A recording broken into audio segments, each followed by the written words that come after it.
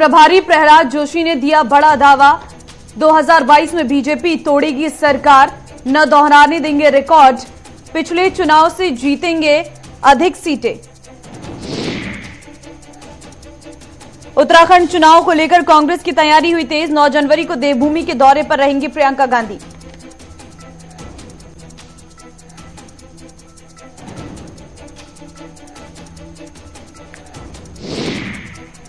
उत्तराखंड चुनाव को लेकर बीजेपी की तैयारियां शुरू। 6 जनवरी को उत्तराखंड दौरे पर रहेंगे राजनाथ सिंह। रक्षा मंत्री के दौरे को देखते हुए प्रशासन alert.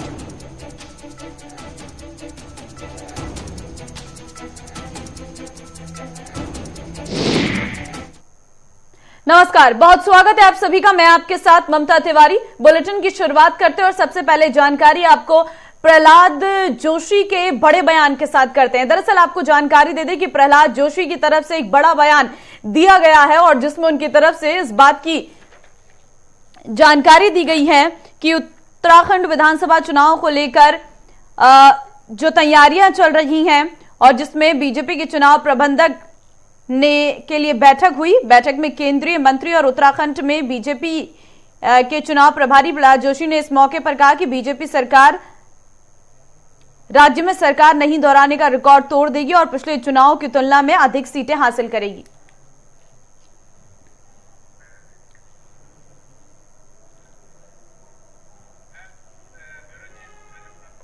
Dhirendra Pratap Singh bureau chief इस वक्त मेरे साथ सीधे जुड़ चुके हैं। धीरेन्द्र, जानकारी दीजिए प्रहलाद जोशी की तरफ से जो बड़ा दावा किया गया है, क्योंकि अगर हम देखें उत्तराखंड की राजनीति को तो हर एक 5 साल का कार्यकाल पूरा होने के बाद सरकार बदलती है, लेकिन इस बार दावा किया जा रहा है कि नहीं बदलेगी। बिल्कुल ममता, देखिए उत्तराखंड में ये एक मिथक रहा है, ट्रेंड भी रहा है। राज्य निर्माण के बाद से लगातार कोई पार्टी दोबारा सत्ता में नहीं आई है।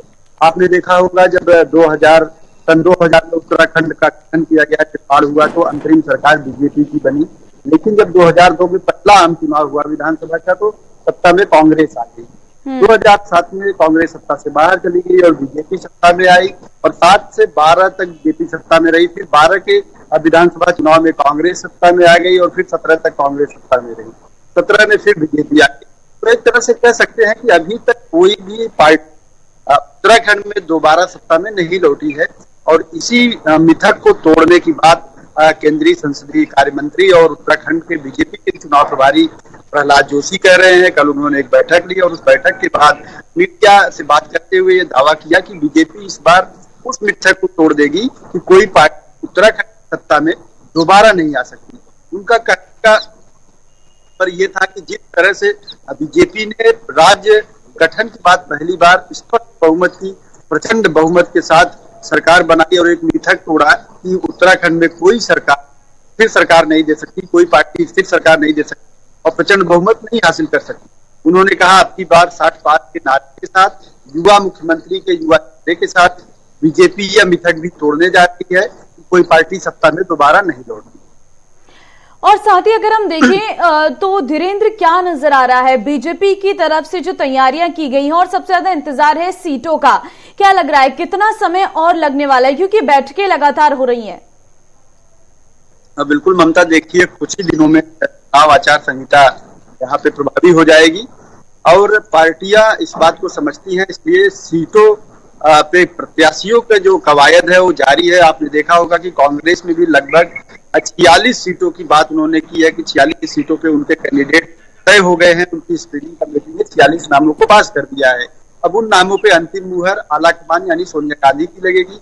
इसी तरह से बीजेपी ने भी कहा है जनवरी के दूसरे सप्ताह में यानी आचार संहिता लगने के आसपास उनकी भी पहली सूची प्लेयर घोषित कर दी जाएगी, कौन कौन उस सूची में शामिल होते हैं। आम आदमी पार्टी की भी तैयारियां इसी तरह से है। कल ही दिल्ली के जो मुख्यमंत्री है केजरीवाल यहाँ सभा करके गए हैं, उन्होंने भी यही कहा है कि एक मौका उनके पार्टी को दो और इसके साथ ही उन्होंने कहा कि उनके प्रत्याशियों की जो सूची है वो बहुत जल्द जनता को आएगी।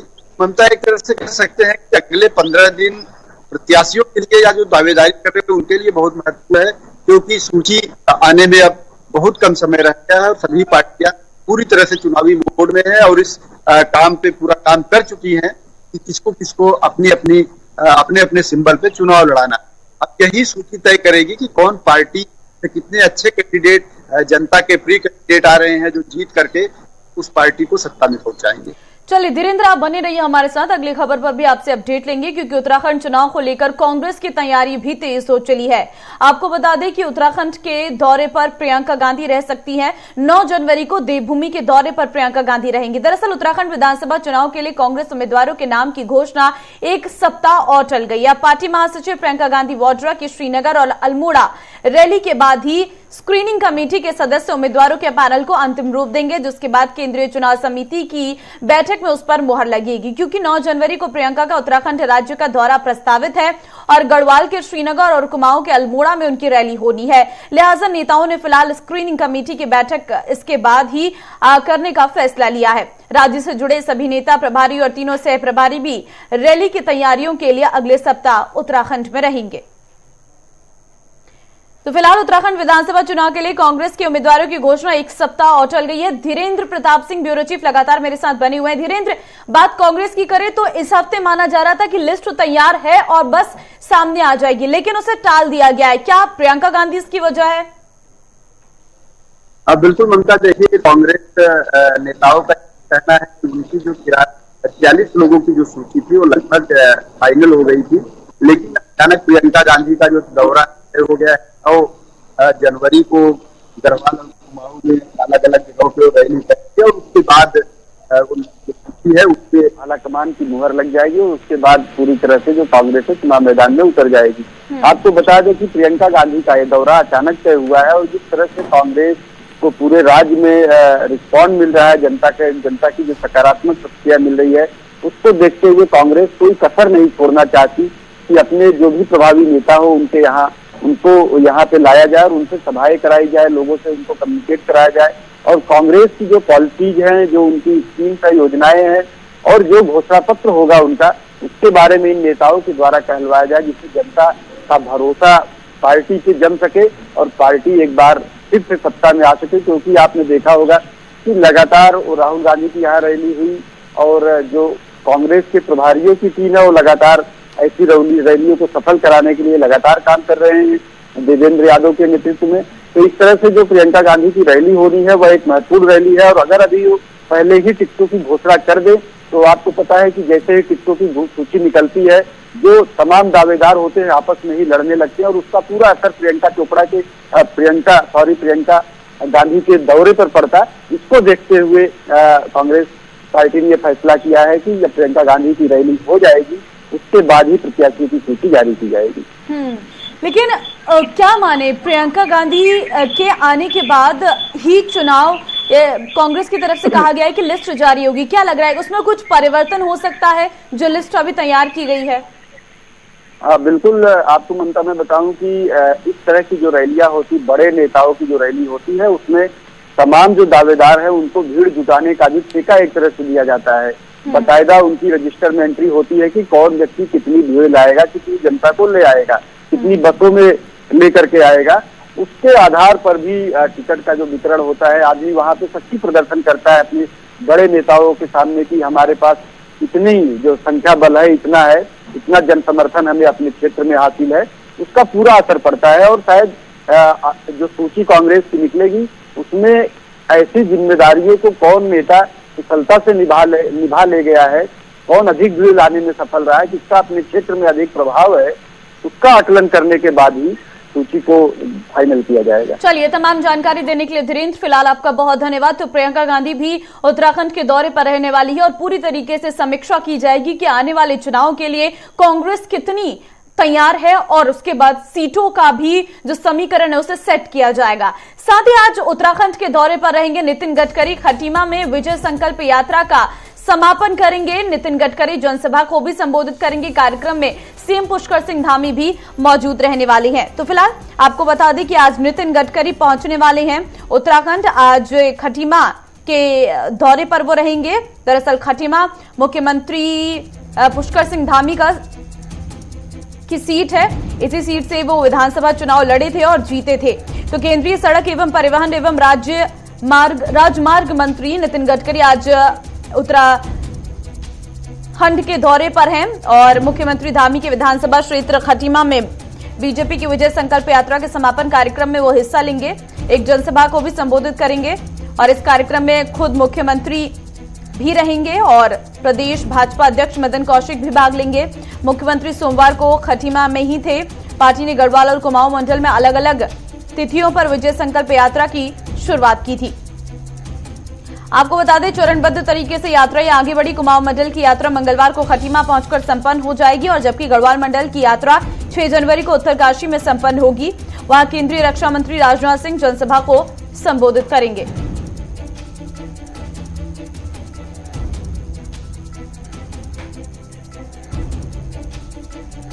आपको बता दें, टिहरी जिले की 4 विधानसभा क्षेत्र में बीजेपी की विजय संकल्प यात्रा आज से शुरू होगी। आज धनौल्टी और टिहरी विधानसभा क्षेत्र में विजय संकल्प यात्रा प्रवेश करेगी। साथ ही कुमाऊं की जो प्रवेश यात्रा है वो आज संपन्न होने जा रही है।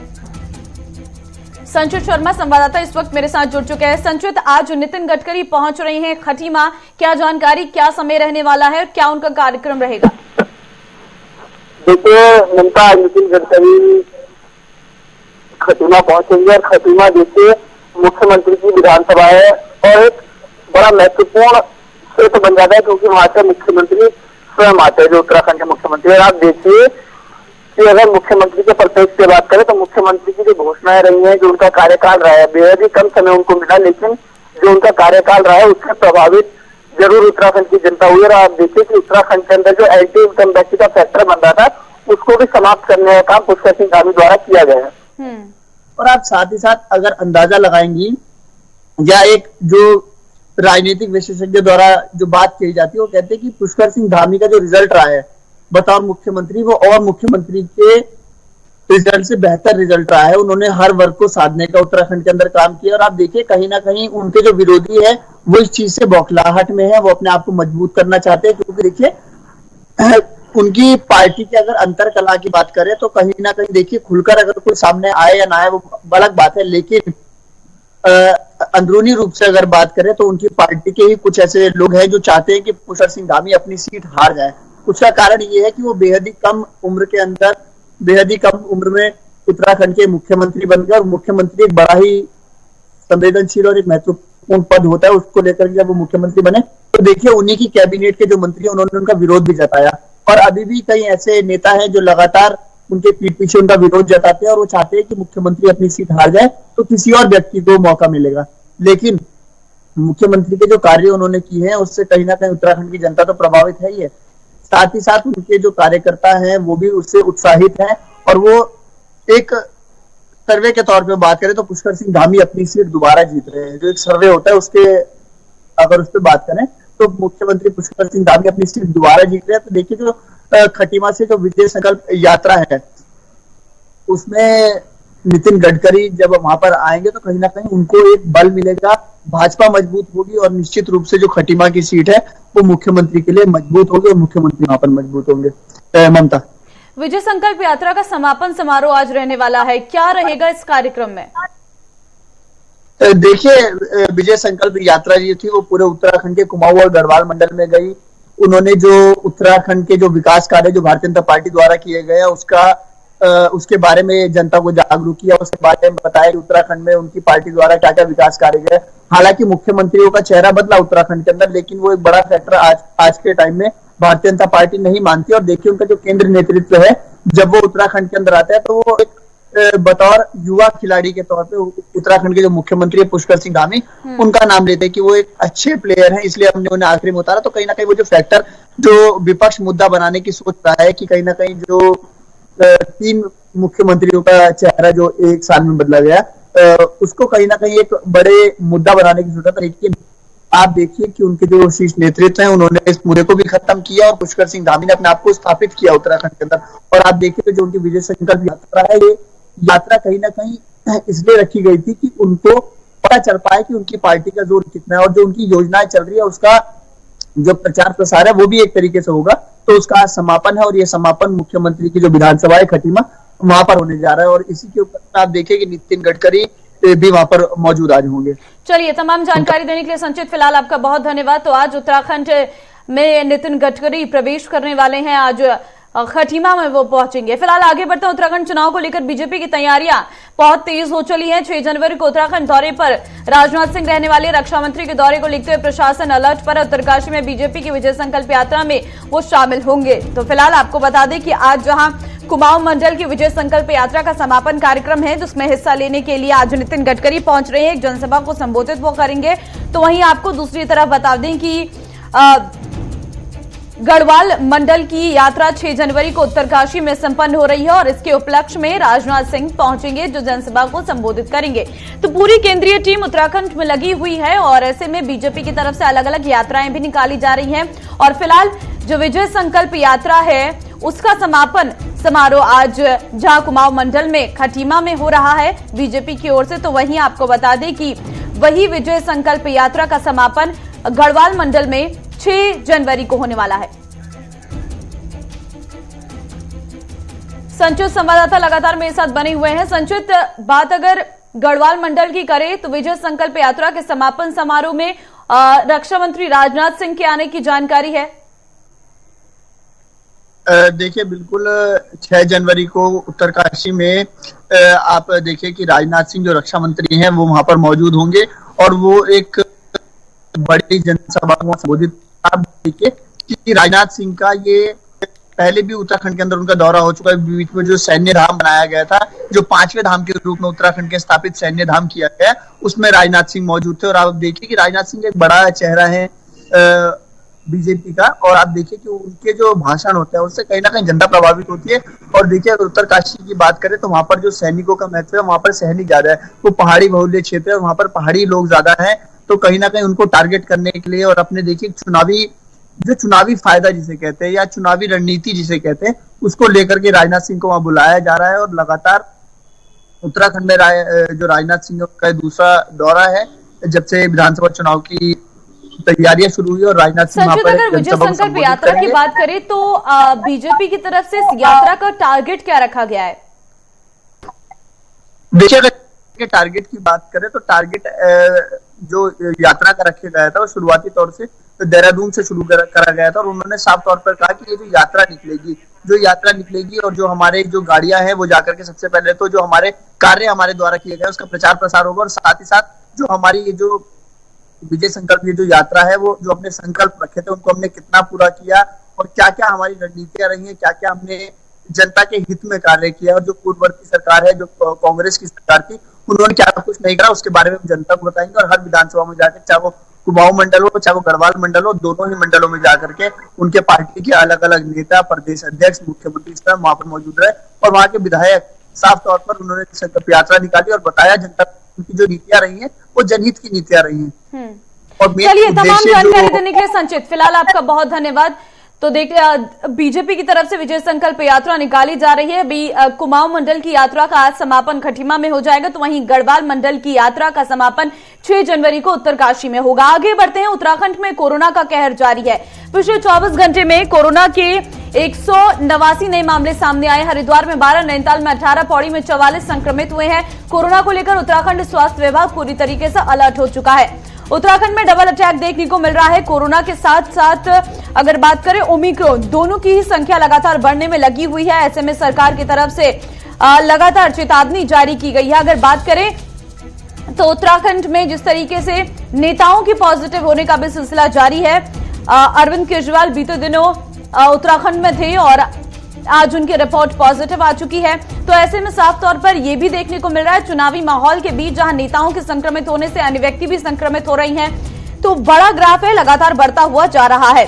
बात करें देहरादून की तो 71 लोग संक्रमण की चपेट में आए हैं। हरिद्वार में 12, नैनीताल में 18, पौड़ी में 44, अल्मोड़ा में 9, उधमसिंह नगर में 22, टिहरी में 4, पिथौरागढ़ में 6, चमोली, चंपावत और उत्तरकाशी जिले में एक संक्रमित व्यक्ति मिला हुआ है।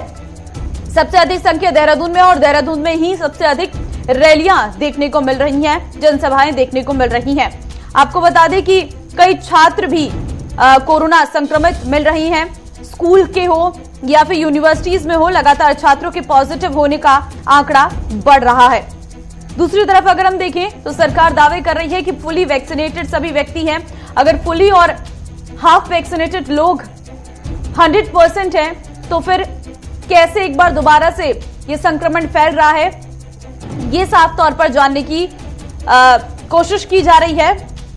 और जिस तरीके से नए साल के जश्न पर भी 28 पर्यटक कोरोना संक्रमित मिले थे। धनराज गर्ग संवाददाता इस वक्त फोनलाइन पे मेरे साथ जुड़ चुके हैं। धनराज, कोरोना के मामले लगातार बढ़ रही हैं, चिंताएं बढ़ रही हैं, 24 घंटे में भी 189 मामले आए हैं। जी ममता, बिल्कुल जिस तरीके से देखा जाए कि उत्तराखंड में एक बार फिर कहीं ना कहीं कोरोना के मामले बढ़ने लगे हैं। यदि 24 घंटे की बात करें तो 24 घंटे में 189 मामले निकलकर सामने आए हैं। हालांकि उत्तराखंड सरकार लगातार सतर्क बनी हुई है और जिस तरीके से देखा जाए कि ओमिक्रॉन के मामले इसमें नहीं है, लेकिन कहीं ना कहीं इनके जो कोरोना संक्रमित निकले हैं इनके सैंपल जांच के लिए भेजे गए हैं। ये तो रिपोर्ट आने के बाद ही पता लग पाएगा कि आखिर क्या ओमिक्रॉन की दस्तक जिस तरीके से उत्तराखंड में देखने को मिली, क्या ओमिक्रॉन के मामले बढ़ते हैं या नहीं बढ़ते हैं। लेकिन अभी कहा जा सकता है कि अभी जो कोरोना के मामले आए हैं, क्योंकि दूसरी लहर में आपने देखा कि किस तरीके से व्यवस्थाएं चरमरा गई थी कि हॉस्पिटलों में बेड नहीं मिल पा रहे थे, ऑक्सीजन नहीं मिल पा रहे थे। लेकिन उत्तराखंड सरकार इस बार कहीं ना कहीं दावा कर रही है कि यदि तीसरी लहर में कोरोना के मामले बढ़ते हैं तो उनके पास पूरी व्यवस्थाएं हैं, अस्पतालों में ऑक्सीजन का पूरा प्रबंध है और बेडों की भी कोई कमी नहीं होने दी जाएगी। तो कहना क्या लगता है कि मुख्यमंत्री पुष्कर सिंह धामी के नेतृत्व में लगातार जो निर्देश स्वास्थ्य विभाग को दिए जा रहे हैं, तो स्वास्थ्य विभाग भी लगातार अस्पतालों में व्यवस्थाएं दुरुस्त करने में जुटा हुआ है। लेकिन धनराज, अगर हम देखें, एक तरफ स्वास्थ्य विभाग पूरी अलर्टनेस जता रहा है, तो दूसरी तरफ ये चुनाव है जो लगातार ये संक्रमण को बढ़ा रही हैं। देहरादून में इतनी रैलियां हो रही हैं कि वहां 71 मामले एक दिन में सामने आ रहे हैं। ऐसे में बीते दिनों अगर बात करें, अरविंद केजरीवाल भी पहुंचे हुए थे उत्तराखंड में और आज उनकी रिपोर्ट भी पॉजिटिव आ रही है। जब नेता पॉजिटिव आ रही है तो जनता का क्या हाल होगा? बिल्कुल ममता, जिस तरीके से देखा जाए कि उत्तराखंड में जो है चुनावी माहौल इस समय चल रहा है और चुनावी माहौल में कहीं ना कहीं रैलियां लगातार हो रही हैं, चाहे प्रधानमंत्री नरेंद्र मोदी की हो या जेपी नड्डा की हो या फिर आम आदमी पार्टी के नेताओं की हो या कांग्रेस के नेताओं की हो। लगातार रैलियां की जा रही हैं और रैलियों में कहीं ना कहीं लाखों हजारों की तादाद में लोग आ रहे हैं। तो कहीं ना कहीं संक्रमित होने के मामले जरूर बढ़ सकते हैं, क्योंकि जिस तरीके से देखा आपने कल कि अरविंद केजरीवाल का उत्तराखंड दौरा था, उन्होंने एक बड़ी जनसभा को संबोधित किया, तो उस जनसभा में कहीं ना कहीं हजारों की तादाद में जनता थी। लेकिन उसके बाद अरविंद केजरीवाल भी पॉजिटिव निकले हैं, तो कहीं ना कहीं एक खतरा जरूर मंडराता हुआ नजर आता है। और वहीं एक बड़ा सवाल कहीं ना कहीं सरकार पे और प्रशासन पर भी खड़ा होता है कि जब कोरोना के इतने मामले बढ़ रहे हैं तो क्यों परमिशन रैलियों की दी जा रही है। तो ममता, कहा जा सकता है कि कहीं ना कहीं शासन और प्रशासन भी लापरवाही जरूर बरत रहा है। बिल्कुल लापरवाही है कि आंकड़ा इतना बढ़ रहा है। तमाम जानकारी के लिए धनराज फिलहाल आपका बहुत धन्यवाद। तो इस बीच एक और अहम खबर, उत्तराखंड में मौसम का मिजाज भी बदलता हुआ नजर आ रहा है। उत्तराखंड के हिल स्टेशनों पर बर्फबारी की संभावना है, पहाड़ी इलाकों में हल्की बारिश की संभावना जताई गई है। मौसम विभाग ने येलो अलर्ट जारी किया है। तो आपको बता दें, पहाड़ी इलाकों में हल्की बारिश की संभावना के साथ ही मौसम विभाग ने येलो अलर्ट जारी किया है। मौसम विभाग का कहना साफ तौर पर नजर आ रहा है कि आने वाले समय में मौसम में बदलाव साफ तौर पर देखने को मिलेगा। जहां पहाड़ी इलाकों में बर्फबारी, तो वहीं मैदानी इलाकों में भी बारिश पड़ने की जानकारी और येलो अलर्ट साफ तौर पर मौसम विभाग ने जारी किया है।